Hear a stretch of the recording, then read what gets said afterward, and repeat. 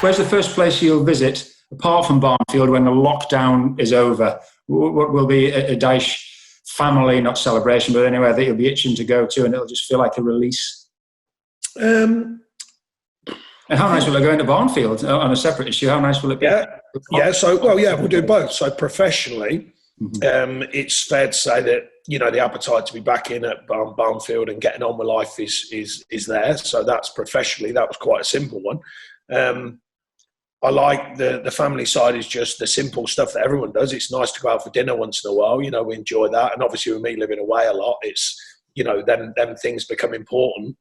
I think simple pleasures, to be honest. And I think it has, I don't know about everyone who's tuning in, but I think it has reminded you how important them simple pleasures are, them basics that you probably, you know, we just get on with life and we just do them. And now you think, oh, actually, it's nice to go to the cinema. It's nice to, you know, meet for a pint in the pub and have a curry. It's nice to go out with the family and have, you know, some simple food or some enjoyable food and meet up with friends. And I think they're all things that we're probably now going to like respect more. It's not that we don't respect them. They just become so familiar. You just get on with them. And once they're taken away, you think, oh, that feels odd. So I think, yeah, just the simple things, really. Simple pleasures, meeting up with friends, meeting up with family and just doing the simple things. I'm not really thirsting for too much more at this stage. If this goes on too long, then that might be different.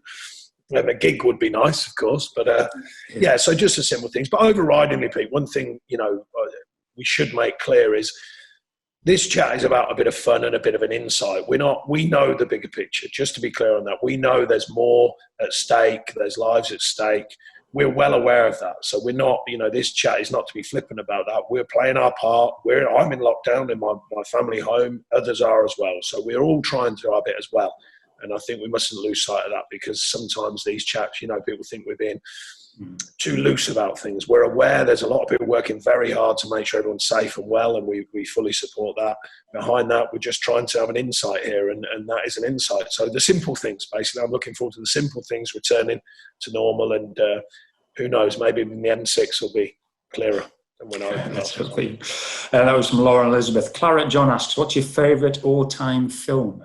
You're a bit of a film buff. I know you have a bit of a chat. I think I am I'm a very big film buff. Probably less so over the last years. Pre-kids, massive film buff. When I was a player, me and my wife had one of our memberships at Cineworld, and you know she still has, and we used to go all the time. Real big film buff. It's hard to go away from the Shawshank Redemption. That usually ends up at number one for an overall film.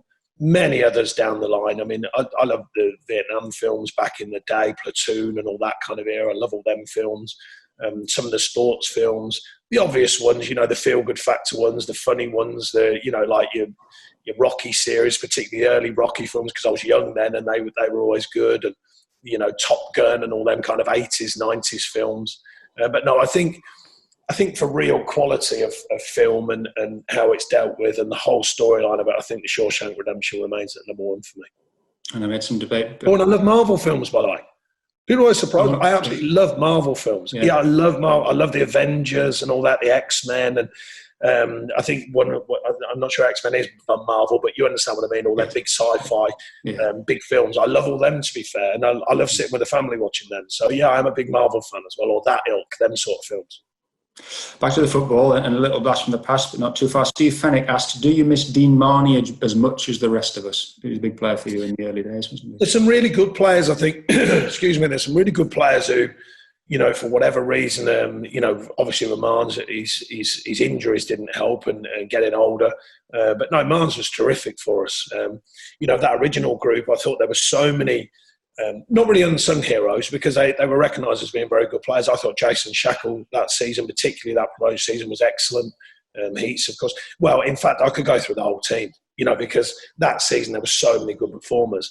But no, Marne's a very, very good player, particularly for Burnley. I imagine, I don't know from his point of view, but arguably probably one of his best spells in his career. I hope he enjoyed the period, because he was so well thought of and a very, very important player, particularly for that couple of years.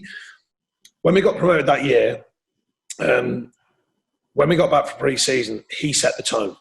He came back for pre-season like a Rolls Royce, and he set the tone early. Sorry, Gaffer, was that the start of your first full season where it really took off? Yeah. Yeah, so we'd made some changes. Some players had gone. We'd brought in Dave Jones, Tom Heaton, Scotty Arfield. But Marn set the tone of the group. He was on it like you've never known. Super fit, working hard, delivering performances, real edge to his game, which he's got anyway, and his character. And he was an unbelievably powerful force that season, but particularly in the early part of that season when we got back for pre-season and we were laying down, right, this is how it's going to be, and he ran with it straight away, physically ran with it, but I mean mentally ran with that idea, come on then lads, we're on it, and he was exceptional through that period in that first promotion.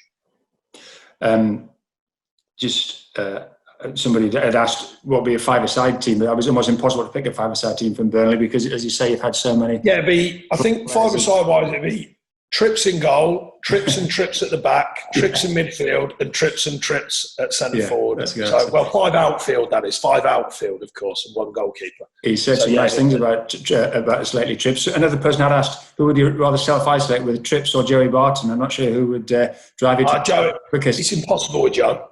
It's impossible, because as I said to him when I first met him, I said, look, the problem with you, Joe, is you think you've got the answer to everything, and there can't be two of us. So it's impossible. It's impossible with Joe. You know what I mean? Trips would just make you laugh. Trips, he just, and if you're in the garden playing football with him, there's only one winner, and it ain't me. I tell you. So both great characters. Both people I've enjoyed their company for different reasons. Obviously, considerably different characters, but both great characters and very enjoyable to be around in my experience. Andrew Worthington asks, have you been keeping your eye in playing Football Manager, or is that just something for children? Yeah, not for me, them computer games. My lad plays, the football game with his mates and stuff, but no, not really. Even when I was young, the emergence of computer games and that when I was young, the simple stuff, Atari and stuff on BBC computers and all that sort of stuff, wasn't really my bag. I was always a bit more outdoorsy and wanted to be, active, like playing sport and stuff. So I'm still not really that bothered now. I can't even. I think once there was a game, Castle of Illusion, I think it was called, with Mickey Mouse. Believe it or not, back in the day, there is a link here. I broke my leg when I was 17 at Nottingham Forest, and one of my mates lent me that game, or that game console. I can't remember what it was on. And I completed it. I went through every level and got right the way to the end. So that's my only gaming claim to fame, which is circa 1989, I think. 1988. I think it was called Castle of Illusions. And the only other one is Candy Crush. I was ripping it at Candy Crush pre-game. I was through so many levels, and I didn't know this. I changed my phone, and it went back to 1. And I was devoed, absolutely devoed. And then I've never got back into the point of going right the way through all the levels again to get back up there. But I was absolutely ripping it. I can't remember what level, but it was hundreds, you know what I mean? I was miles into it. So, I was a bit devoed with that, to be fair. Back to your younger days, Lee Shatwell asks, besides being a footballer, what other profession did you fancy going into after you'd left school? Or maybe you didn't fancy, but was there any other option that if football didn't work out? No, I didn't have a clue. I was that intent on football. I was that kid who at careers meetings used to say I'm going to be a footballer, and then they'd all laugh like they did, and I didn't mean disrespectfully. And they're just like, no, what do you really want to be? And I was like, I'm going to be a footballer. And they were like, well, yeah, but what are you going to do behind that? I said, I don't know, because I'm going to be a footballer. So I was that kid. Had to work hard to make that happen. Had a few bumps in the road, broken legs, as I suggested. Looking back on reflection, maybe I'd have retrained and gone into that kind of, school teacher, as in sports teacher or something like that. I was okay at school. I wasn't amazing, but I was okay academically. I don't really know. I would have definitely carried on playing though. So if I wouldn't have made it as in the leagues, if you like, I would have definitely carried on playing in the non-league scene if that was for me. But I didn't need to, so I just carried on working and managed to forge a career. But I wouldn't give that advice to others, though. I don't give it to my own son.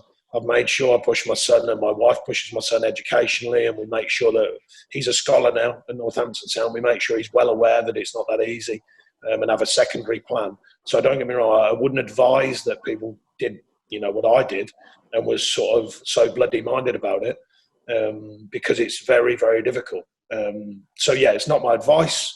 And certainly not advice I give to my own family, let alone other people's families. But I'm just telling you the truth. I was that kid who just said, no, I'm going to be a professional footballer.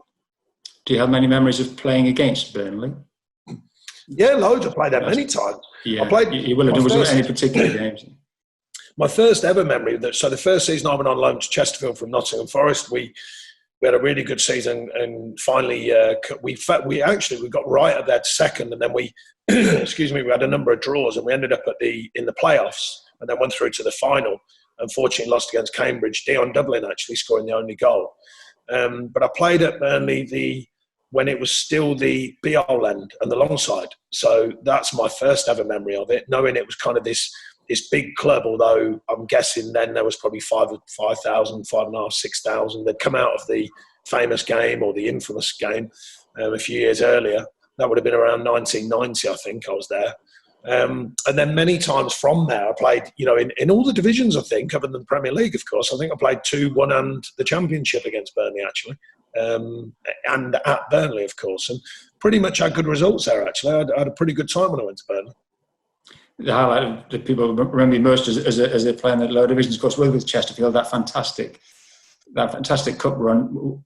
And again, a question about that. So how often do you think about that, and what are your sort of memories thinking back to that day? They still have FA Cup final. Yeah, they still have like some reunions and stuff for that at Chesterfield. I always try to honour them, if I can get there, because I was obviously captain of that side, and we do keep in touch distantly, some of us from that side. But the main memories were a really tough run of odd games. I remember playing Bury at the time at home, who were flying. I remember I missed one game against Scarborough and we won at home. I remember Bolton away and they were flying, and Kevin Davis got a hat trick. It was 3-2 in the end, but it wasn't a 3-2 game. We were excellent on the night, and it should have been 3-0, but they scored 2 late goals. And then the game that no one wanted to lose, which was against Wrexham, because it was the quarter-final. Everyone knew that after that you're not going to be remembered, and the team that lost. And then we went through and got to the semi, and recollection of the semi, we should have had a goal that was not given. Of course, nowadays it'd be farcical, with all the technology now in football. David Ellery unfortunately made a bad error, and his linesman in them days, they were called him. Unfortunately, we didn't carry it through in the second game when they were too strong for us. Middlesbrough were too strong. But, yeah, so good memories, taking a penalty, 1-for-1. I always tell everyone that. 1-for-1. Absolutely. 100% record. 100% record, exactly. I always remind people of that. But I didn't want to take it. I've said it many times. I didn't want to take that penalty. No one else was there who wanted to take it or could probably take it. So, I was the captain. I just stepped up and smashed it as hard as I could. As simple as that. There's no grandiose reasons why I took it or cleverness. It was just someone had to do it. I think lastly, Gaffer, we'll be just running out of time on this slot, but it's a fantastic question for everybody. Much appreciated. Just a quick wrap up, perhaps, of how you see this season so far. Totally unprecedented times, aren't they? But you must have been pleased. You're manager of the month at the minute. The team's unbeaten on 7 at the minute. Does that seem a lifetime ago already? You must be so pleased with how the team's done, and then everything is just, well, who knows? Yeah, I think the surreal element is what's going on, and especially as you suggested at the time when we're just 7 unbeaten, manager of the month, and all them things that are very nice in different ways for all of us. The overview of the season so far, of course, pending it carrying on, which we all hope it does. A few bumps in the road, but I think I said in pre-season, I felt we'd had a very good pre-season. I felt we were looking stronger. We delivered on that and started the season very well. And we had a couple of bumps, which can happen in the Premier League. We've experienced that before. Mostly, I've been very pleased with the players and the mental resilience to come through them question marks, which always happens. In a way, I've spoken openly about it. It's kind of part of our growth that people do question us if we have a bad run now. They used to just go, oh, well, that's Burnley. That happens to Burnley. They have a bad run. More people question us now, which is kind of, it's hard sometimes because there's still a reality to what we do. We're still not the superpowers financially and what we spend and wage bills and all that sort of stuff. But there is growth in the club that people recognise it now, and they do question us.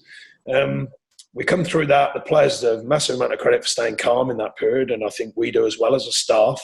And we did some very, very good results to go 7 unbeaten. I think, being a bit greedy, I think there's a couple in there that draws which could have been wins as well. And we're still in very good shape. And I think, on the back of that, really, I think is now a case of knowing the bigger picture. The bigger picture is what's going on. We are aware of that. I hope for everyone listening, they all stay well, and play their part in what's needed to make sure this virus gets under control, and then hopefully we can slowly but surely all get back to normal, including the football, of course, which we all want. Thanks, Gaffer. It's been great to catch up, and I'm sure that's been lovely for the fans to get involved a little bit. Appreciate your time. Pleasure, and thanks for all their support. Take care.